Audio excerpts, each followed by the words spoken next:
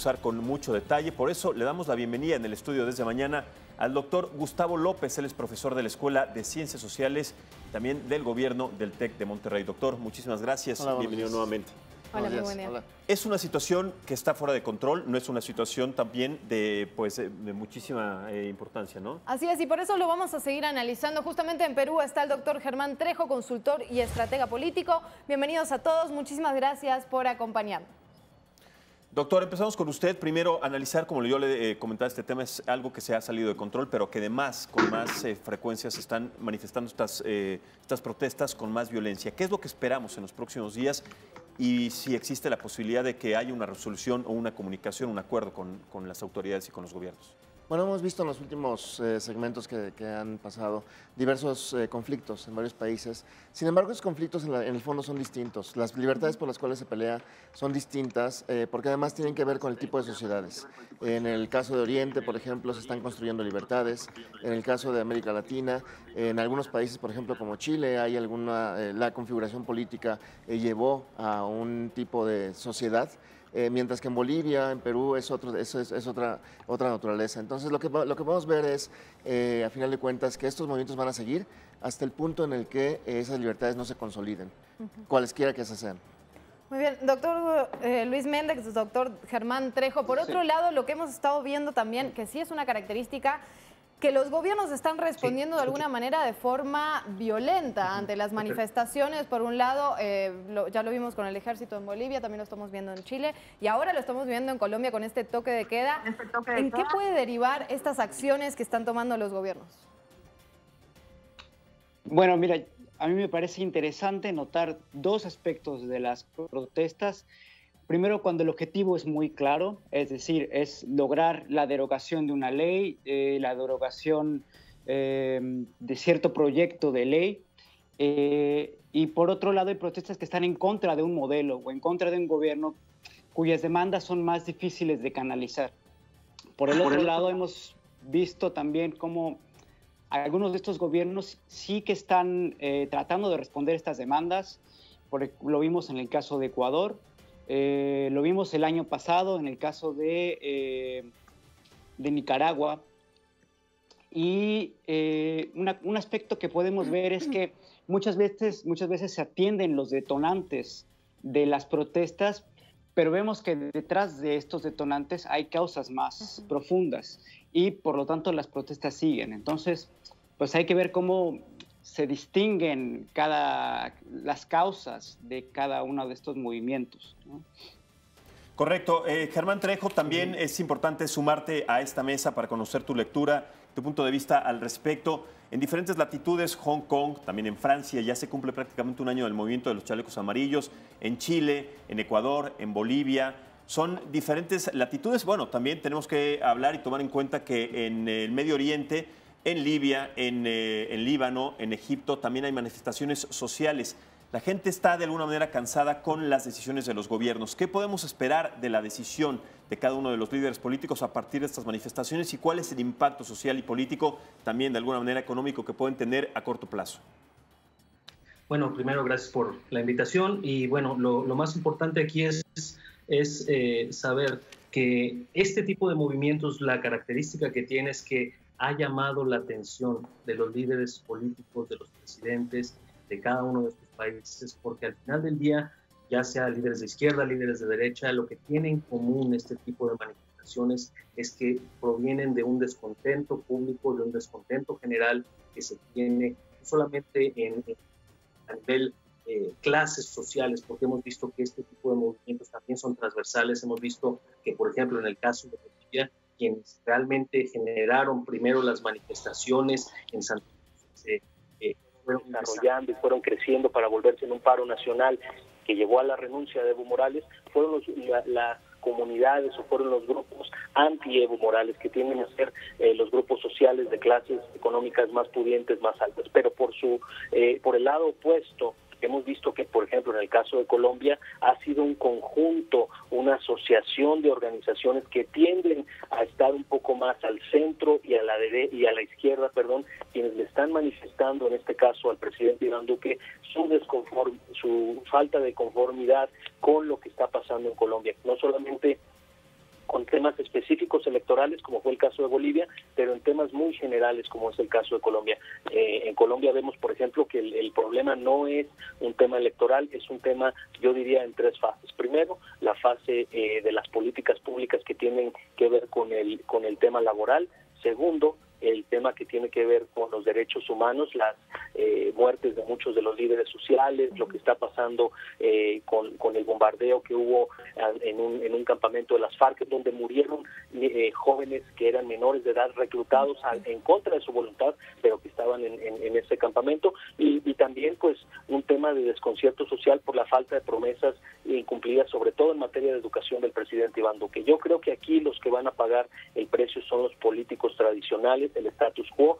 Yo creo que el descontento social que emerge en estos países es muy importante, y hay un factor todavía adicional que creo que por primera vez estamos viendo, al menos en Latinoamérica, a la generación de los millennials teniendo que tomar una de las dos posiciones, a veces de derecha, a veces de izquierda, pero por primera vez los vemos activos en las calles, ya no tanto en las redes sociales como es lo que se acostumbra, sino que ahora la comunidad millennial ha tomado las calles, ha marchado, ha protestado, ha hecho bloqueos, ha realmente salido y puesto su integridad personal para manifestar su inconformidad con estos gobiernos. Y también estamos viendo que en estos momentos se tejen también nuevas alianzas, ¿no? Un poco sabemos que los conceptos de izquierda y derecha están un poco viejos ya, pero sin embargo sigue habiendo alianzas dentro de Latinoamérica. ¿Puede ser un momento para que México teja estrategias para hacer alianzas dentro de Latinoamérica que lo alejen un poco y le den un poco de libertad con Estados Unidos? Sí, yo creo que un referente de estos movimientos es que a final de cuentas no podemos analizarlos con los conceptos de hace algunos años. No son movimientos que se dan en el contexto de lo moderno o de lo posmoderno como era lo tradicional, sino que a final de cuentas vivimos en una sociedad que es distinta en sus herramientas y en sus formas de pensar. Si bien, por ejemplo, ahora las redes sociales y todos estos elementos caracterizaron algunos aspectos de estos movimientos en el inicio, como fue en España, como fue en Nueva York o en Egipto en muchos sentidos, me parece que ahora, y un poco como ya se comentaba, muchos de estos movimientos están alimentados por jóvenes que a final de cuentas no se alinean a una ideología como tal, izquierda, derecha, me parece, sino que configuran pues una gama muy amplia de perspectivas. Y en ese contexto los gobiernos me parece que están en pueden ubicarse en un contexto similar. No podemos equiparar a una izquierda mexicana, que me parece que el gobierno mexicano no es en el sentido estricto un gobierno de izquierda, en el sentido tradicional, como el gobierno con la izquierda, por ejemplo, boliviana o chilena, sino que al final de cuentas tienen referentes distintos. A veces esos referentes coinciden y a veces no. Por lo tanto, por lo que podemos observar es que las demandas en cada país son distintas en términos de, pues al final de cuentas, la alineación política que tienen. Y eso, pues sí, obviamente nos llevaría tal vez a ver que el gobierno mexicano podría tejer esas alianzas, como se han comenzado a hacer, me parece, en este sentido. Pero si bien hay afinidad con unos gobiernos más que con otros, no sería lo mismo hacer una alianza como se planteó con los grupos bolivianos que con los grupos venezolanos o con los grupos nicaragüenses en este momento, ¿no? Correcto. Doctor Luis Méndez, son diferentes las razones de las protestas, son económicas, sociales, políticas, pero concretamente en el caso de Bolivia y en estos comicios tan irregulares en los que se presentaron las elecciones anteriores, ¿qué garantías tiene ahora Bolivia para realizar estos nuevos comicios a los que ya también está convocada la gente para encontrar un nuevo presidente? Pues justamente yo creo que el caso de Bolivia es el más difícil de todos los que vamos a analizar, incluyendo yo creo que el de Cataluña, Hong Kong y etcétera, porque ahí vemos una instrumentalización de la protesta por parte de los ciertos grupos políticos, como no lo vemos en ninguno de los otros casos. Y digamos, estas nuevas elecciones tienen que ser limpias, tienen que ser imparciales sobre todo. Y el problema es sobre todo garantizar esta imparcialidad, cuando hemos visto que la mayor parte de los actores han tomado ya partido en todo el proceso. Entonces yo lo veo como realmente un proceso muy complejo, muy difícil y sobre todo muy delicado. Respecto de la pregunta anterior, yo solamente quería señalar que un aspecto importante que se puede anotar en el gobierno mexicano en este momento es que vemos que en todos estos casos hay detonantes sociales, ¿no? Y que las protestas son medidas de los ciudadanos cuando realmente no encuentran otros canales para encauzar sus demandas. Entonces yo creo que se tiene que tomar nota de cuáles podrían ser los problemas importantes que se están dando en México para que no tengan que llegar a esta situación. Entonces, ahí sí que podría ser de la política externa a la política interna, como se decía antes. Muy bien, doctor Germán Trejo, para cerrar el tiempo, es muy limitado lamentablemente, pero quería hacer hincapié un poco en la situación que está ocurriendo en Colombia, que es más reciente, por lo tanto creo que no está tan analizada. ¿Qué es lo que sucedió y por qué la gente salió a manifestarse en contra de Iván Duque, el presidente? Bueno, básicamente en Colombia hay un tema que es un desconcierto general, un descontento general por muchas cosas. A diferencia de otros movimientos, este es un movimiento de desconcierto global y que decías, es un movimiento que se manifiesta en varias grupos sociales, varios grupos, organizaciones cívicas, etcétera, pero de nuevo salen a marchar por tres razones principales. Primero, la violación a los derechos humanos. Hubo dos temas ahí muy importantes: un bombardeo que hace el gobierno de Iván Duque a una base militar de estos insurgentes de las FARC, un bombardeo que debió de haber sido bueno, pero que desafortunadamente se sabía que había menores que habían sido capturados y obligados a trabajar y a unirse a las FARC en contra de su voluntad. Entonces ese tema es fuerte. El segundo tema es el tema de el asesinato de varios cientos de líderes sociales, líderes que han estado, líderes de opinión, líderes sindicales, líderes de organizaciones, y eso pues también genera descontento. Después tenemos el tema económico, donde